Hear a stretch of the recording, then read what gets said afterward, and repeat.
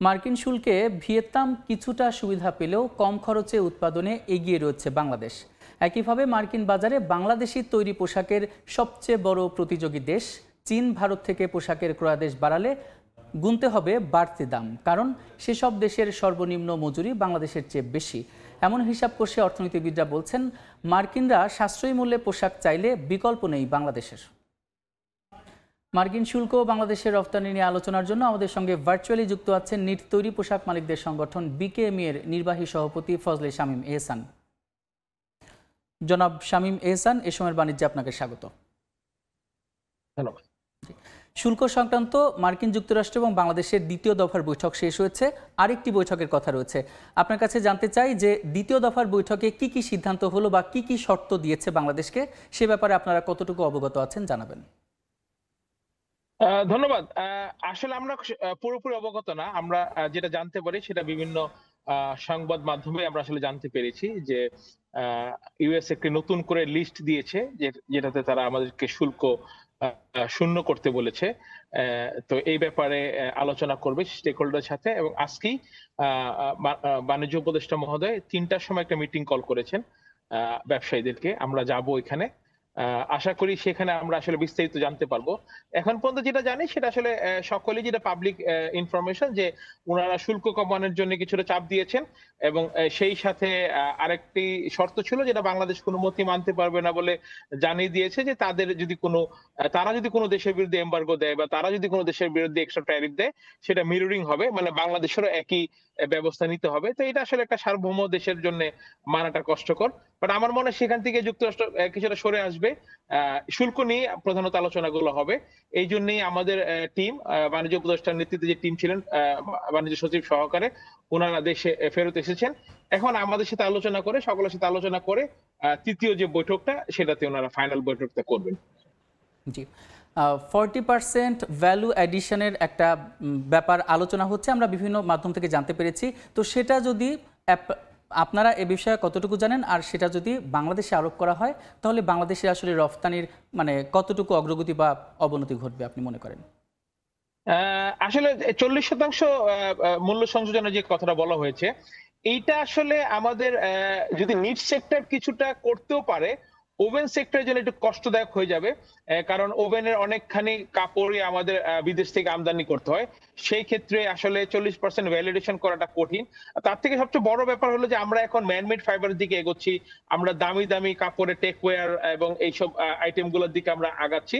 সেইখানে আসলে কাপড়ের দাম এত বেশি থাকে যে বিদেশ থেকে সেই কাপড়টা আমদানি করার পরে 40% ভ্যালিডেশন বাংলাদেশে করাটা আসলে প্রায় অসম্ভবই হয়ে যাবে। ফলে সেটা আমাদের জন্য একটা চ্যালেঞ্জের বিষয়। আমাদের হয়তোবা যে বেসিক টি-শার্টস বা হয়তো বেসিক যেগুলো কটন আইটেম বাংলাদেশে হয়, বা বেসিক শার্ট যে কাপড়গুলো বাংলাদেশে হয়, হয়তো সেই মার্কেটগুলোতে 40% এর উপরেই ভ্যালিডেশন করা সম্ভব। কিন্তু যদি আমরা একটু অত্যাধুনিক কোনো কিছু করতে চাই, বা আমরা একটু প্রোডাক্ট ডাইভার্সিফাই করতে চাই, যেগুলো নাকি আমাদের এখনো চায়না, ইন্ডিয়া বিভিন্ন দেশের উপর নির্ভরশীল কাপড় আনা, সেই ক্ষেত্রে 40% ভ্যালিডেশনটা আসলে কষ্টদায়ক হবে আমাদের জন্য, জি, এবং আমাদের রপ্তানি বাধাগ্রস্ত হবে সেই ক্ষেত্রে। তো এক্ষেত্রে বাংলাদেশ কি করতে পারে? আমাদের তো নেগোসিয়েশনে একটা নিশ্চয়ই দাবি থাকবে যে এটাকে ভ্যালুয়েশন, যে একটা ক্রাইটেরিয়া থাকবে এটাকে কমানোর, 40 এর জায়গায় এটা কমিয়ে 25-30 এর মধ্যে করা যায় কিনা, সেটা তো নিশ্চয়ই আমাদের একটা দাবি থাকবে, এবং সেভাবেই আশা করি যে আমাদের সরকার নেগোসিয়েশনের দিকে আগাবেন। জি, আপনারা তো অনেক বড় একটা স্টেক হোল্ডার। তো দেখা যাচ্ছে যে এই যে আলোচনা হচ্ছে, এই আলোচনায় আপনারা কতটুকু যুক্ত ছিলেন বা আপনাদের পরামর্শ কি কি ছিল? না, এখনো তো দেখেন, প্রথমে তো একটা ইনিশিয়াল যে আলোচনা হলো প্রথমবার, তো সেখানে আসলে তথ্য আদান প্রদান হয়, বিনিময় হয়। তারপর দ্বিতীয় আলোচনাতে একটা ফাইনাল একটা স্টেকের দিকে যায়, যেটা সরকারের পক্ষেই সিদ্ধান্তগুলো দেওয়াটা সম্ভব এবং সরকারেরই দিতে হয়। এবং তার আগে ফাইনাল নেগোসিয়েশন আগে নিশ্চয়ই অন্যান্য স্টেক হোল্ডার্স সাথে আলোচনা করা উচিত এবং নিয়ম, এবং সেটাই ওনারা আজকে এই জন্যই আসলে ডেকেছেন। আজকে আমরা ওনাদের সাথে যাব, বাণিজ্য উপদেষ্টা মহোদয়ের সাথে বসবো, এবং তখন আমরা আসলে জানতে পারবো যে ওনারা কতটুকু দিতে পেরেছেন এবং বাকিটা আসলে আমাদের সাথে ওনারা কিভাবে করবেন আর কি। জি, যদি বলি যে এই শুল্কের হার কতটুকু চাপে ফেলবে আর এখান থেকে কতটুকু উতরানো সম্ভব বাংলাদেশের, কারণ অন্যান্য দেশের থেকে কিন্তু বাংলাদেশের উৎপাদন খরচ কম, সেই হিসেবে যদি বলতে চাই। উৎপাদন খরচ কম হলেও এই শুল্কের যে ব্যবধানটা রয়ে গিয়েছে, এই ব্যবধানটা আসলে উৎপাদন খরচ দিয়ে মেটানো সম্ভব না। তার কারণ শুল্কের ব্যবধান যদি 15% হয়, আমাদের প্রফিট এবং আমাদের কস্ট অফ মেকিং এ যে আমাদের এক্সেস যেটা থাকে, সেটা আসলে 2-3% এর বেশি না। ফলে উৎপাদন খরচ কমিয়েও সেটা আসলে করা সম্ভব হবে না। বাট আমি যেটা বলতে চাচ্ছি যে এখনো তো কোনো কিছু ফাইনাল হয় নাই। আমরাও আশা করতেছি আমাদেরটাও 35 থেকে অনেকখানি কমে আসবে। তবে এখানে একটি সবচেয়ে বড় যে দিকটা দেখতে হবে আমাদের, সেটা হলো যে ভারত আসলে কি করছে। কারণ আমাদের প্রধান প্রতিদ্বন্দ্বী যে ৩ টা দেশ আছে, ভিয়েতনাম, ইন্ডিয়া এবং চায়না। তো সেক্ষেত্রে কিন্তু ভিয়েতনাম অলরেডি তার একটা বেটার পজিশনে চলে গিয়েছে এবং ঐতিহাসিকভাবেই ভিয়েতনাম ওয়ারের পর থেকেই একটা ভিয়েতনাম মোস্ট প্রেফার্ড কান্ট্রি হিসেবে ইউএসএ তে ট্রিট হয়। তো সেটা যদি আমি বাদও রাখি, ভারত আর চায়না, কারণ ভিয়েতনামের খুব বেশি সক্ষমতা নাই যে খুব বেশি অর্ডার সে চায়নার থেকে যেটা বের হবে সেটা নিয়ে সে জি। আসলে এনাফ তার জন্য, আর বাংলাদেশে অর্ডার যাবে না। কিন্তু যেটা বড় একটা চ্যালেঞ্জের বিষয়, যে চায়না কিন্তু প্রাইস কমালেও এই 55% প্রাইস কমাতে পারবে না। তো অটোমেটিক কিন্তু চায়না থেকে কিছু অর্ডার মুভ হবে এবং ইউএসএ তে প্রোডাক্টের দাম বেড়ে যাবে। দাম বেড়ে গেলে সেলস কমে যাবে, যেটা আমাদের জন্য সবচেয়ে বড় এখন চ্যালেঞ্জের জায়গা আসবে। সেটা হলো যে এখন আমাদের প্রাইসিংটা, কারণ সেলস কমে গেলে আমরা আসলে প্রাইসে টিকে থাকতে, তখন প্রাইসটা কমানোর জন্য বাইরে আমাদেরকে চাপ দিবে।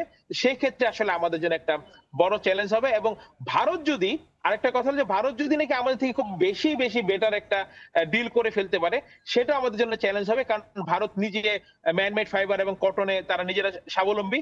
বলে সেই ক্ষেত্রে আমরা আসলে একে তো ট্যারিফ প্লাস প্রাইস সবকিছু মিলে আমাদের জন্য একটা চ্যালেঞ্জের জায়গা আসবে। এই চ্যালেঞ্জটা আসলে কিভাবে মোকাবেলা সম্ভব, যে ওই যে প্রাইস কমানোর জন্য যে চাপ দিবে, মানে সেটা আসলে কিভাবে মোকাবেলা সম্ভব? দেখেন, এই ক্ষেত্রে আসলে আমাদের সক্ষমতাটা বাড়াতে হবে। মানে আমরা যারা ব্যবসায়ী আছি, এটা আমাদেরই করতে হবে, সক্ষমতা বাড়াতে হবে। তো এখানে আমাদের কিছু নীতিগত সহায়তা প্রয়োজন হবে সরকারের কাছ থেকে। যেমন ধরেন, এখন প্রাইস যখন প্রেসার দিবে, তাহলে আমাদের কিছু অর্ডার আমাদের না বলতে হবে বায়ারদেরকে। যদি না বলি তাহলে কিন্তু আমার ফ্যাক্টরি তখন ব্রেক ইভেনে চলবে না, লসে চলে যাবে। এখন দেখা যাচ্ছে যে ব্যাংক আগে ছিল আপনার ৯ মাসে একটা ক্লাসিফাইড ঘোষণা করত। এটাকে ৬ মাস, ৩ মাস। এখন দেখা যাচ্ছে যে এটা হয়তো বলা হচ্ছে যে ইমিডিয়েটলি এটা করে ফেলার একটা চিন্তা ভাবনা সরকার করতেছে।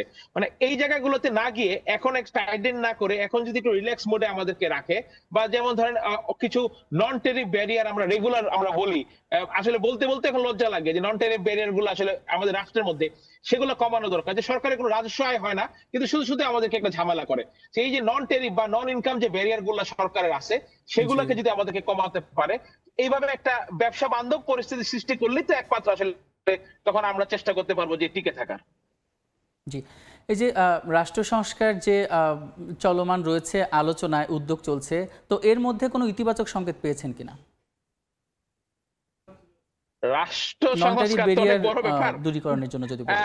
হ্যাঁ, সেটাই বলছি যে কিন্তু এখানে এনবিএন এর সংস্কার চলছে। এনবিএন এর সংস্কার চলছে। এইজন্য অনেক কিছু হলো, আন্দোলন হলো, অনেক কিছু হলো। এখন যদি একটা সুন্দর সমাধান হয়, সকল পক্ষকে এক করে সকলের কথা শুনে, যে সত্যিকারের জনগণের জন্য যেটা উপকার হবে, এরকম যদি একটি এনবিআর সংস্কার হয়, তাহলেই আমার মনে হয় যে একটা জনবান্ধব এনবিআর সংস্কারের মাধ্যমে নন ট্যারিফ ব্যারিয়ারের 70-80% দূর করা সম্ভব হবে।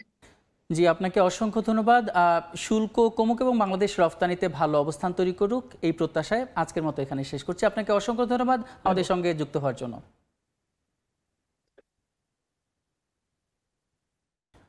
আমরা এতক্ষণ আলোচনা করছিলাম মার্কিন শুল্ক এবং বাংলাদেশের রফতানির নানাবিধ বিষয় নিয়ে। এজন্য আমাদের সঙ্গে যুক্ত ছিলেন বিকেএমই এর নির্বাহী সভাপতি ফজলে শামীম এহসান।